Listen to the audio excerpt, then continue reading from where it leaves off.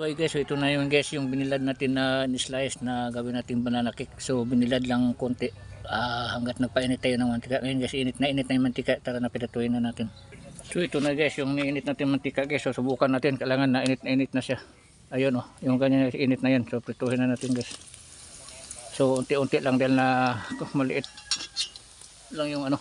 Dahil na konti lang yung mantika natin guys. Unti-unti lang natin. Sa Bisaya pa yung unti-unti, gagmay-gagmayon na itong butang kay para masabay sa luto. Ayan guys, oh. So kung mapansin nyo guys, oh, pag medyo brown na, so hanguin na natin yung guys. So ganyan lang guys ang pagluto guys. Prito mo muna yung mga in-slice mo, yung gagawin natin ng banana chip. Ayan.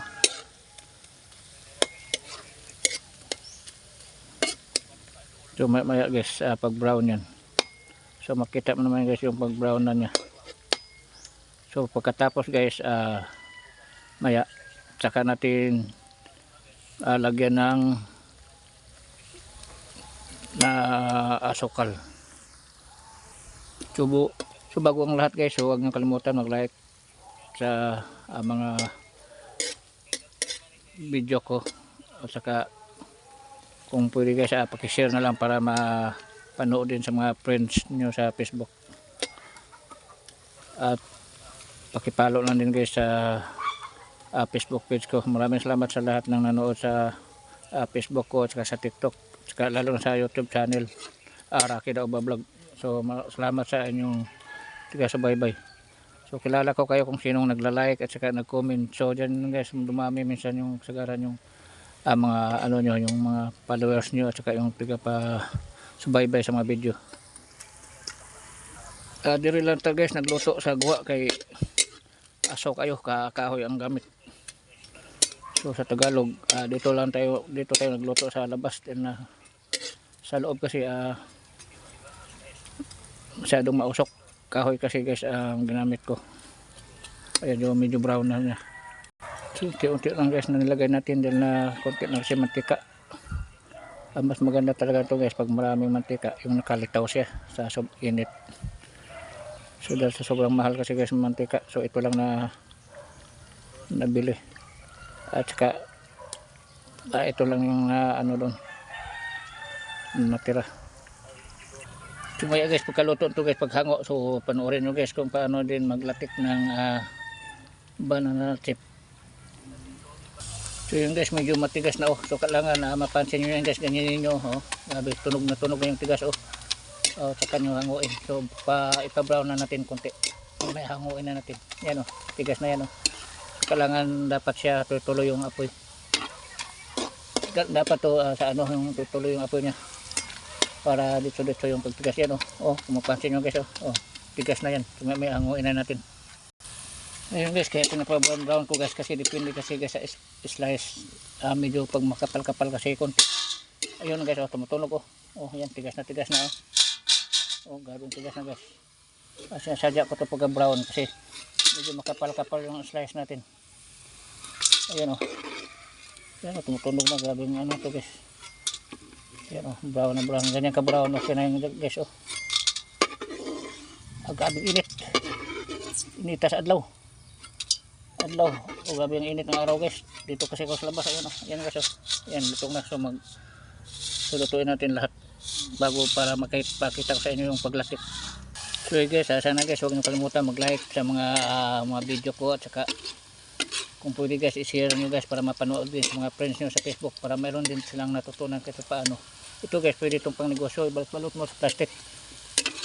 Kasi hindi ito nasisira guys, kahit nga ilang linggo pa. Kahit ilang ano guys, wala, tagal masira to, kaya ito pwede mo itong gawing negosyo. Ayan guys, maraming salamat guys sa lahat ng nanood sa video ko.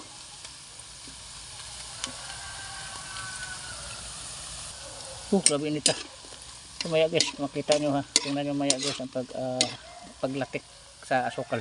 Ilatik pa natin yan.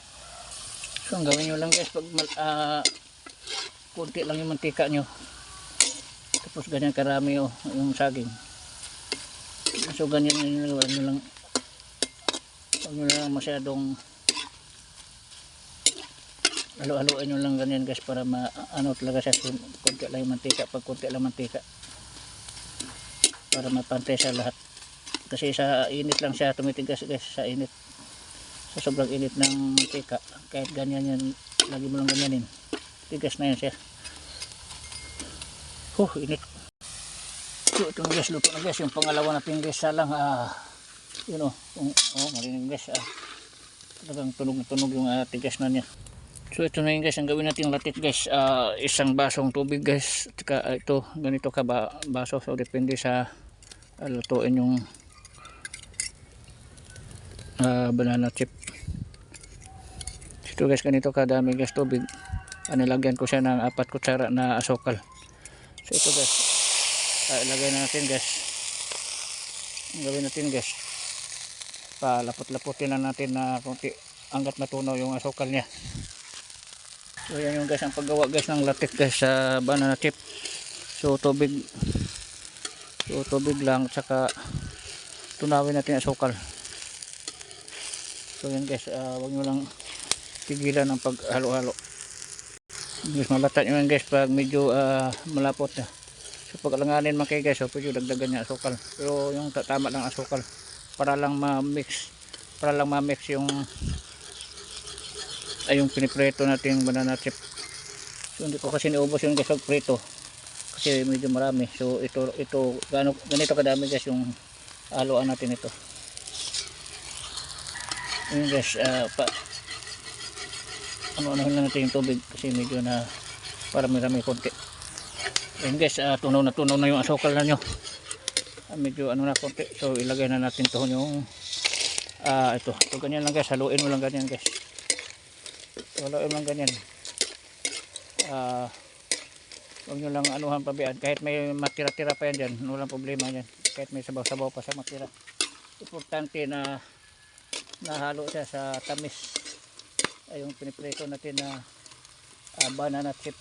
Ayun guys, so ganyan lang guys ang paggawa ng banana chip. Tapos palamigin natin, dyan mo na makita guys yung pagtigas niya ulit. Hindi naman ito kailangan guys, banana chip, hindi na kailangan ilatik mo katulad ng magluto tayo ng yung banana Q. Hindi katulad ito, kasama lang siya, yan okay na yung ganyan guys. Ayun, kahit may sabaw pa, tanggalin na natin ito, tanggalin natin ito guys. Kahit may sabaw-sabaw pa yung natira yan guys, wala problema yan. Importante yung napuluputan sa tamis yung banana chip natin. Pero wala naman guys, simot yung sabaw niya kasi sakto lang. Grabe init. So ngayon guys, hanguin natin. So ito na yung kalabasan guys ng banana chip natin. So maya guys, titigas na siya. So mas maganda natin malatag sana para mahiwalay. Pero may walay-walay din yan maya guys pag tigas yan. Walay-walay din yan. So ganyan lang guys. Paglamig niyan guys, so makita nyo maya ang pagtigas niyan. So subukan yung paggawa guys. So maraming salamat guys sa lahat ng nanood sa mga video ko. So sana mayroon kayo natutunan. Kung lang guys, kung pwede guys, paki-share na lang guys para mapanood din sa mga kaibigan nyo, mas lalong mas believe din sa inyo. So maraming salamat guys. Dito guys, pang negosyo, balutin mo ng plastic sa paninda, hindi yan tagalin masisira. So paglamig yan guys, so pwede na balutin ng plastic, pwede na gawing paninda. So maraming salamat guys sa lahat ng nanood. Ingat kayong lahat. Sunod guys ay pakita ko sa inyo ang pagbalot, so manumano ng pagbalot sa plastic. So ito kasi guys, example pa lang to para matutunan nyo rin kung paano gumawa ng, kasi simple naman to guys, simpleng gawain lang yun.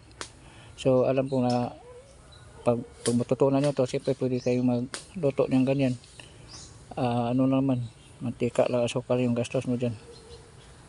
So mga probinsya, pag mayroon kayong mga saging, kahit nga yung mura pa na saging yan, pwede yan gawin, mga linghod na saging yan, pwede mo yung gawin na banana chip. Ito guys, nilipat natin guys sa dahon para dali siyang lumamig.